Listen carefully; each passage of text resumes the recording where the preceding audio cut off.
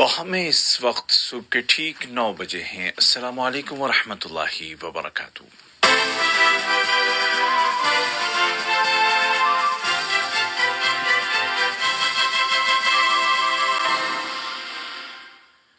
یہ اردو ریڈیو قطر ہے۔ اب عبید طاہر سے آج کا پہلا نشریہ سماعت کیجیے۔ ابتدا میں پیش خدمت ہیں اس وقت کی اہم سرخیاں۔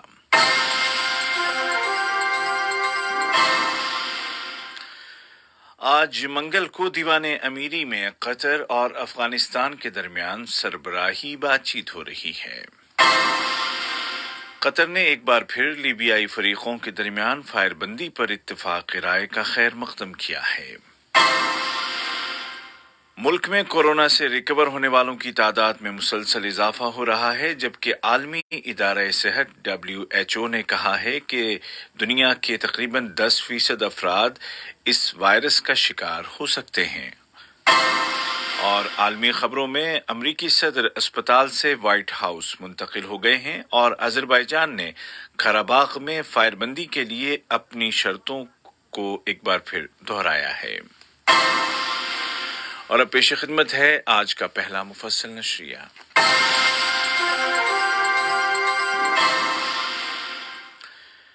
بسم اللہ الرحمن الرحیم۔ صاحب سمو امیر شیخ تمیم بن حمد آل ثانی کے ساتھ آج دیوان امیری میں افغانستان کے صدر ڈاکٹر اشرف غنی ملاقات کر رہے ہیں، جس کے دوران دونوں ملکوں کے درمیان قائم تعلقات اور ان کو فروغ دینے کے وسائل پر بات چیت کی جائے گی۔ وزیر اعظم و وزیر داخلہ شیخ خالد بن خلیفہ بن عبدالعزیز آل ثانی اور ملک کے دورے پر آئے ہوئے افغان صدر ڈاکٹر محمد اشرف غنی کے مابین ملاقات ہوئی ہے، جس کے دوران دو طرفہ تعلقات اور ان کو مختلف شعبوں میں مضبوط کرنے کے وسائل کے علاوہ دوحہ میں جاری افغان مذاکرات کے پس منظر میں افغانستان کی تازہ ترین صورتحال پر غور کیا گیا۔ قطر کویت کے عوام کے بڑے دکھ میں ان کے ساتھ کھڑا ہے۔ وزیر اعظم و وزیر داخلہ شیخ خالد بن خلیفہ عبدالعزیز آل ثانی نے امیر کویت شیخ نواف الاحمد الجابر الصباح کے ساتھ ملاقات کے دوران مرحوم شیخ صباح الاحمد کی وفات پر تعزیت کا اظہار کیا۔ وزیر اعظم نے حکمراں خاندان کے افراد اور ملک کے دیگر اعلیٰ حکام کو تعزیت پیش کی۔ اسی طرح ان کے ہمراہ وفد میں شامل وزراء نے بھی اہل کویت کو سابق امیر کی رحلت پر تعزیت پیش کی۔ شورا کونسل کے اسپیکر جناب احمد بن عبداللہ بن زید آل محمود نے کویت میں امیر کویت شیخ نواف الاحمد الجابر الصباح کو شیخ صباح الاحمد کی وفات پر تعزیت پیش کی اور دعا کی کہ اللہ تعالیٰ ان کو جنت الفردوس میں جگہ دے۔ شورا کونسل کے اسپیکر کے ہمراہ وفد کے اراکین نے بھی کویت کے حکمراں خاندان کے افراد اور دیگر اعلیٰ حکام کے ساتھ تعزیت کا اظہار کیا۔ وزیر مملکت اور قطر نیشنل لائبریری کے سربراہ ڈاکٹر حمد بن عبدالعزیز الکواری نے کویت کے سابق امیر شیخ صباح الاحمد الجابر الصباح کی بھرپور زندگی کا جائزہ لیا اور خلیجی، عرب اور اسلامی مسائل کے سلسلے میں ان کی خدمات کو خراج تحسین پیش کیا۔ غزہ کی تعمیر نو کے لیے قطری کمیٹی کے صدر سفیر محمد العمادی نے اعلان کیا ہے کہ کمیٹی قطر ترقیاتی فنڈ کے تعاون سے آج منگل سے غزہ پٹی کے نادار خاندانوں میں نقد امداد تقسیم کرنے جا رہی ہے۔ انہوں نے بتایا کہ فی خاندان $100 کی فوری نقد امداد دی جائے گی اور 1,00,000 فلسطینی خاندان اس سے فائدہ اٹھائیں گے۔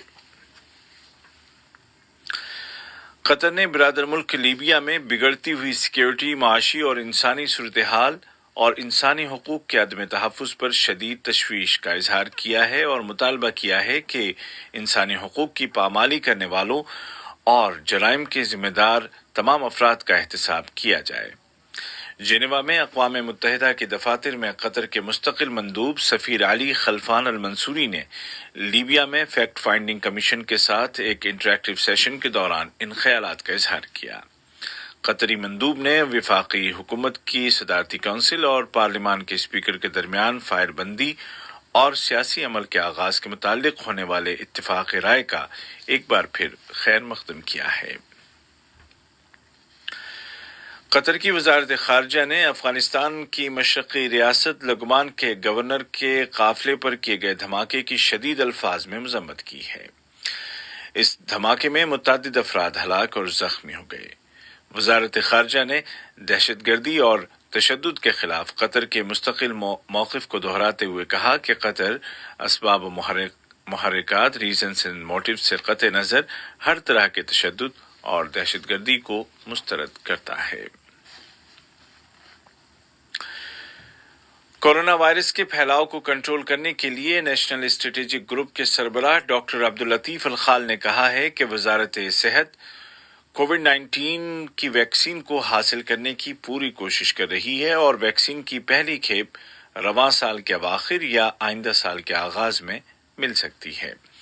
انہوں نے کہا کہ ملک میں نافذ کی گئی ہیلتھ پالیسی انتہائی کامیاب رہی اور اس کے نتیجے میں اس وبا پر نہ صرف کنٹرول کیا گیا بلکہ قطر میں اس بیماری سے ہونے والی اموات کا تناسب کم سے کم رہا یا دنیا بھر میں one of the lowest death ratio رہا۔ ڈاکٹر الخال نے مزید کہا کہ اس کے باوجود کچھ دنوں تک اس بیماری کے ساتھ زندگی گزارنا ہوگی۔ دریاسنا وزارت صحت نے اعلان کیا ہے کہ کل 5 اکتوبر 2020 کو ملک میں کورونا کے 194 نئے کیس درج کیے گئے جبکہ ریکور ہونے والے افراد کی تعداد بڑھ کر 1,23,664 ہو گئی ہے۔ کووڈ 19 کے خلاف قطر کی کامیابیوں کا تازہ ثبوت یہ ہے کہ کورونا مریضوں کے لیے لگائے گئے لبسیر فیلڈ اسپتال سے آخری مریض بھی ریکور ہونے کے بعد رخصت ہو گیا ہے۔ دوسری جانب ملک میں نافذ احتیاطی تدابیر پر عمل درآمد کرتے ہوئے متعلقہ اداروں نے ہوم کوارنٹین کی شرطوں کی خلاف ورزی کرنے والے 2 افراد کو حراست میں لے لیا ہے اور ان کے خلاف قانونی کارروائی جاری ہے۔ یہ خبریں آپ اردو ریڈیو قطر FM 107 سے سن رہے ہیں۔ عالمی ادارہ صحت WHO نے بین الاقوامی برادری کو وارننگ جاری کرتے ہوئے کہا ہے کہ اس کا اندازہ ہے کہ دنیا کے تقریباً 800 ملین افراد یعنی تقریباً 10% اس وائرس کا شکار ہوں گے۔ یہ اعلان ایسے وقت میں کیا گیا ہے جب یورپ اور دنیا کے کئی دوسرے علاقوں میں کووڈ 19 کے مریضوں کی تعداد میں خوفناک حد تک اضافہ ہو رہا ہے، جس کے بعد کئی ملکوں میں احتیاطی پابندیوں کو مزید سخت کر دیا گیا ہے۔ لبنان میں کورونا وائرس کے مریضوں کی تعداد میں انتہائی اضافے کے بعد اسپتالوں کا سسٹم کولیپس ہونے پر آ گیا ہے۔ امریکی صدر ڈونلڈ ٹرمپ فوجی اسپتال والٹر ریڈ سے وائٹ ہاؤس منتقل ہو گئے ہیں۔ کووڈ 19 سے متاثر ہونے کے بعد ان کا علاج اسی اسپتال میں کیا جا رہا تھا۔ امریکی صدر ایک ہیلی کاپٹر پر اسپتال سے وائٹ ہاؤس آئے۔ انہوں نے اعلان کیا کہ وہ جلد ہی اپنی انتخابی مہم دوبارہ شروع کریں گے جس کو کورونا وائرس کا شکار ہونے کے بعد روکنا پڑا تھا۔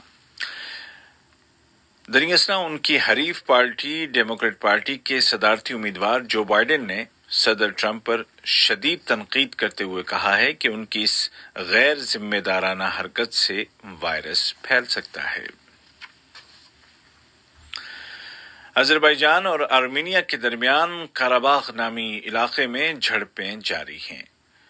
دونوں ملکوں کے درمیان لڑائی کا یہ دوسرا ہفتہ ہے جس کے دوران اب تک تقریباً 250 افراد مارے جا چکے ہیں جن میں اکثریت عام شہریوں کی ہے۔ عالمی سطح پر فائر بندی اور بات چیت کی میز پر بیٹھنے کی اپیلیں کی جا رہی ہیں۔ اسی دوران آذربائیجان نے فائر بندی کے لیے اپنی شرطوں کو ایک بار پھر دہرایا ہے۔ اور نیٹو کے جنرل سیکریٹری مسٹر ینس اسٹولٹنبرگ نے ترکی اور یونان کے درمیان خطے میں فوجی واقعات اور خطرات کو کنٹرول کرنے کے لیے رابطے کے طریقہ کار کے متعلق اتفاق رائے کا خیر مقدم کیا ہے۔ انہوں نے اس حوالے سے دونوں ملکوں کی کوششوں کو سراہا ہے۔ آج کا پہلا نشریہ ختم ہونے سے قبل اس وقت کی اہم سرخیاں ایک مرتبہ پھر سن لیجیے۔